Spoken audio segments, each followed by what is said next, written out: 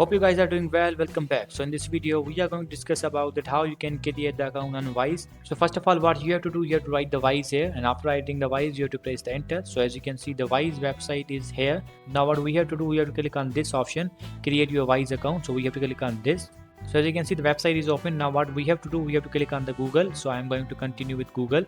After clicking on this, we have to select the email address. For example, I'm going to select this email address. So click on this. And after clicking on this, we have to click on the continue. So as you can see, these are some basic steps. We have to follow these, and after following these, our account will be ready to use. What kind of account would you like to open? So I'm going to open the personal account, send, spend and receive around the world for less. So now click on this, and after clicking on this, as you can see, it will ask about the country. Now we have to select the country, and after selecting the country, we have to write the contact number here, and after writing the contact number, we have to hit that button, send verification code, and we will get a verification code. We have to put that code here, and then our account will be ready to use.